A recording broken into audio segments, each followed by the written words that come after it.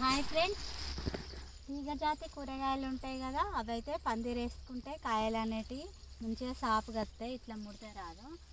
నాకైతే పందిరక ఇది గిట్టుకు వారేసరికి ఇట్లా ముడత లెక్క వచ్చింది. తర్వాత పందిరినాక పబ్బులు వేయాలి. ఇదైతే కాకరకాయలు పడుతున్నాయి. ఇవైతే టమాటా గింజలు మా అమ్మమ్మ పంపింది మొన్న నోములకు వచ్చినప్పుడు తెచ్చింది. ఇవి మన టమాటా గింజలు మొన్న గప్పట్లో పెట్టుకోలేని మా గాసిని అసంటియే మా అమ్మమ్మ మళ్ళీ పంపింది. వెనక టమాటా గింజలు అన్నమాట. ఇవైతే నేను ఈ ఒడ్డుకు పెట్టుకుంటాను.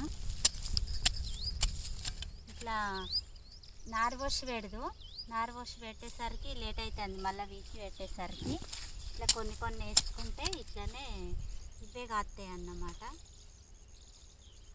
అందుకని చెప్పేసి ఇట్లా పెట్టుకుంటున్నా. ఇవి మొలిసినాక గడ్డి వీకుతా. మొన్ననే వీకిన మళ్ళీ అయింది. రోజు లెక్కనే ఇయ్యాల్స్తే మళ్ళీ వర్షం స్టార్ట్ అయింది. ఇంతకుముందు ఒక డల్ వచ్చింది, ఇక పత్తేరనుకుంటూ అయింది.